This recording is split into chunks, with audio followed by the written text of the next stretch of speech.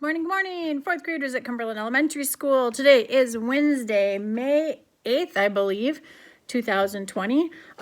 Just wanted to remind you that we need to get that $100 mark or 100-point mark if you can by the end of the school year, please.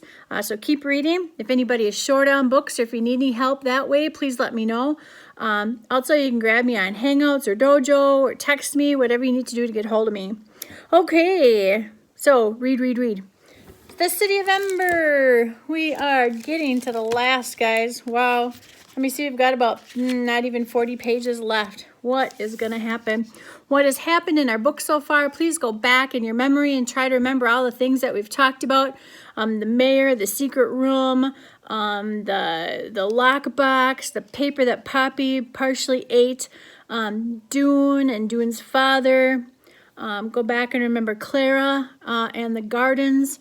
The light bulbs are running low. Go back now to where they found their door down in the river, going through the sliding doors, the candles, the matches.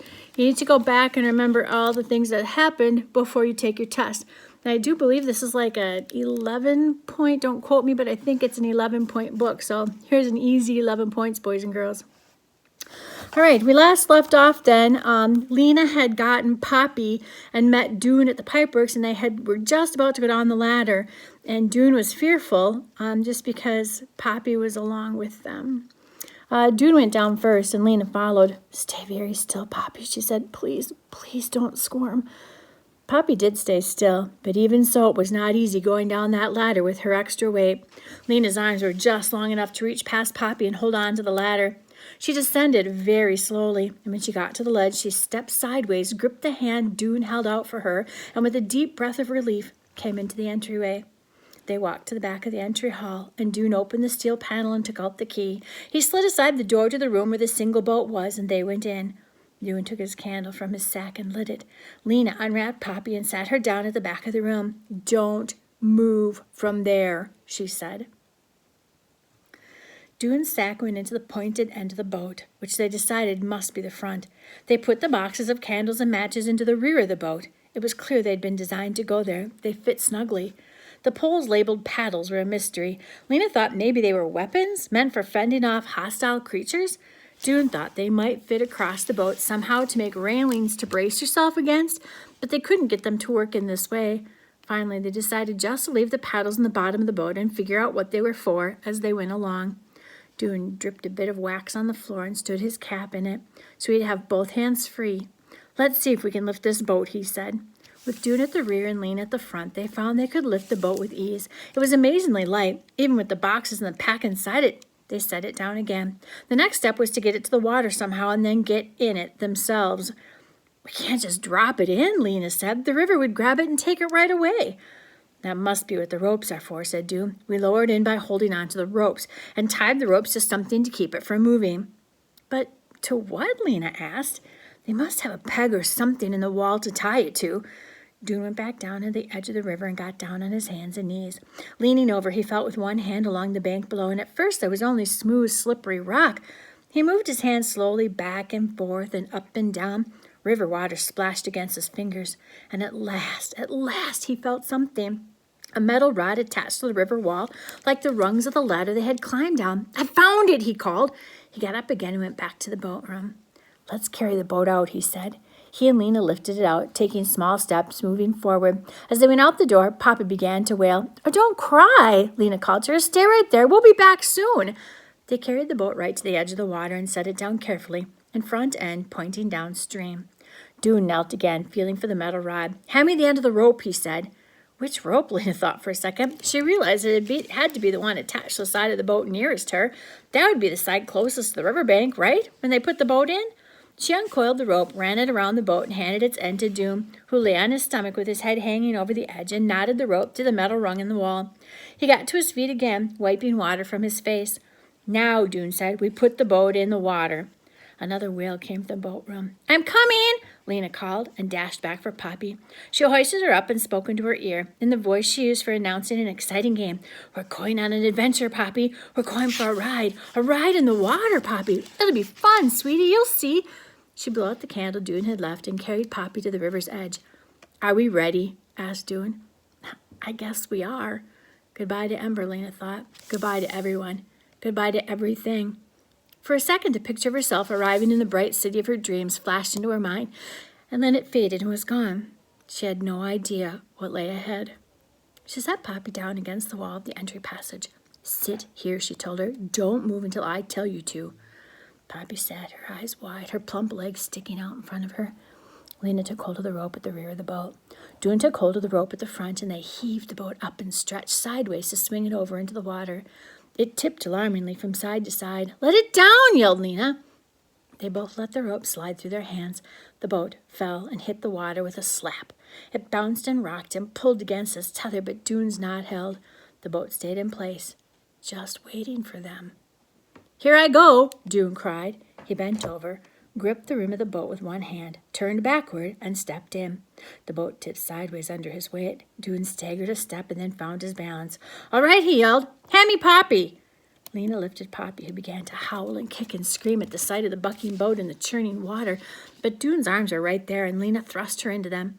A second later, she jumped in herself, and then all three of them were tossed to the floor of the boat by its violent rocking. Dune managed to get to his feet. He hauled on the rope and held the boat to the bank until it was close enough to reach the knot. He struggled. Water splashed into his face. He yanked at the knot, loosened it, and pulled the rope free. And then the boat shot forward. Chapter 18 is called Where the River Grows. For a second, Lena saw the banks of the river streak by. Ahead was the opening of the tunnel like an enormous mouth. They plunged into it and left the light of the pipeworks behind. In complete and absolute darkness, the boat pitched and rolled, and Lena, in the bottom of it, banged from side to side, gripping Poppy with one arm and dragging her and grabbing with the other for anything to hold on to. Dune slid into her, and she slid into the boxes, and Poppy started shrieking wildly. Dune! Lena shouted, and he shouted back, Hold on, hold on! But she kept losing her grip on the edge of the boat and being flung sideways. She was terrified that Poppy would slam into the metal bench or be torn from her arms and tossed into that river. The boat hit something and shuddered, and then it raced on. It felt like it being swallowed, just rushing through the dark with the river roaring like 1,000 voices. Lena's legs were tangled with Dune's, and Poppy's arms were so tight around her neck that she could hardly breathe. But it was the dark. It was the dark that was most terrible. Going so fast in the dark. She closed her eyes. If they were going to smash into a wall or plunge into a bottomless hole, there was nothing she could do about it. All she could do was hold tight to Poppy, and she did that for what seemed like hours. And then, at last, the current slowed, and the boat stopped thrashing about so wildly. Lena managed to sit up, and she felt Dune moving too. Poppy's shrieks turned to whimpers, and the darkness, it was still complete. Lena sensed, however, space above and space around her. Where were they? She had to see. Dune, she said, are you all right? Can you find us a candle? I'll try, Dune said. She felt him scramble past her to the back of the boat, and she heard a scrape as he pulled a box out from its place under the bench. I can't find the latch, Dune said. Then a second later, there, never mind, I've got it. This is the matches, so this one must be candles. More scraping and banging, and the boat lurched. Lena slid forward, and Dune slid too, and then slammed into her back. He gave a yell of rage. Drop the match. Hold on, I almost had it. Dang it.